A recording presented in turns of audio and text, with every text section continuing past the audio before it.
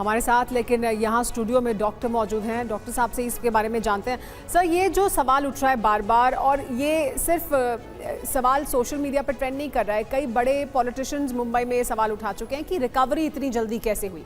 तो रिकवरी को लेकर सवाल उठ रहे हैं कि इतनी चोट लगने के बाद, इतने गंभीर जख्म होने के बाद, जिसमें इतना बड़ा चाकू का टुकड़ा शरीर से निकाला गया, रिकवरी को लेकर सवाल उठ रहे हैं। क्या वो सवाल जायज़ हैं? क्या हो सकती है इतनी जल्दी रिकवरी, या इसमें आपको भी लगता है कि कोई मामला है? बिल्कुल ये रिकवरी हो सकती है, क्योंकि ये डिपेंड करता है पेशेंट टू पेशेंट, डिफरेंस होता है कौन पेशेंट किस तरीके से उस चोट को लेता है।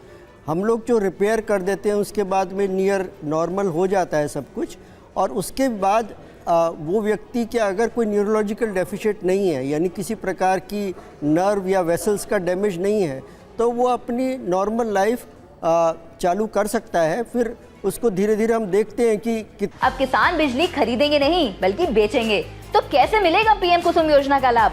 जानने के लिए अभी डाउनलोड करें फ्रीडम ऐप। इतना तक हम उसे अलाउ करें, लेकिन ऐसा है कि हो सकता है कि ये और दूसरा एक्सट्रीम ये है कि पेशेंट को प्रॉब्लम्स आ सकती हैं, इन्फेक्शन हो सकते हैं, और अच्छा है ये सब कुछ नहीं हुआ। तो इस तरीके की रिकवरी कई बार हम पेशेंट में एक्सपेक्ट करते हैं कि ऐसी रिकवरी हो जाएगी, क्योंकि मेटिकुलस सर्जरी अगर की जाए तो इस तरीके की रिकवरी भी मिल जाती है। इस तरह की रिकवरी जिसमें जो जितना बड़ा वुंड था उनकी कमर में या उनकी गर्दन पे जो चोट है, बाकी जगहों पे, क्या इसमें स्टिचेस आए होंगे या बिना स्टिचेस के ये पूरी सर्जरी भी क्योंकि की गई उनकी? एक्चुअली मेरे पास सर्जरी क्या की गई, कितनी की गई, ये हमारे पास पूरी रिपोर्ट्स नहीं है, लेकिन साधारणतः जो इतने बड़े वुंड होते हैं उनमें स्टिचेस लगाए जाते हैं, और अगर प्लास्टिक सर्जन लगाता है तो कुछ महीन धागों से लगाते हैं ताकि वो निशान कम रहें, और इस तरीके से स्टिचेस तो लगते हैं आमतौर पे ऐसे केसेस में।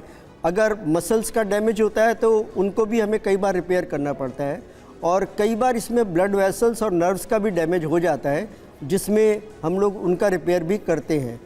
तो इसमें वुंड को पूरा एक्सप्लोर किया जाता है, उसको पहले से देखा जाता है, और आजकल हमारे पास में ऐसी चीज़ें आ गई हैं कि ऑपरेशन के दौरान हम मसल्स को, नर्व को स्टिमुलेट करके देख लेते हैं कि इसमें इंजरी तो नहीं है। तो ड्यूरिंग सर्जरी जो न्यूरो स्टिमुलेशन है उसके द्वारा हमें पता लग जाता है। ब्लड वेसल्स की हम एंजियोग्राफी करके भी कई बार देख लेते हैं जब ज़रूरत होती है, हर केस में नहीं करते, और अगर ऐसा है तो साधारण वुंड जो है वो हील कर जाता है। लेकिन आपके मुताबिक दोनों तरह के मामले सामने आते हैं, ऐसे भी जिसमें रिकवरी हो सकती है और ऐसे भी जहां पर इतनी जल्दी और इस तरह की रिकवरी नहीं होती है। बहुत शुक्रिया सर आपका टीवी 9 भारतवर्ष के साथ जुड़ने के लिए और हमसे बात करने के लिए।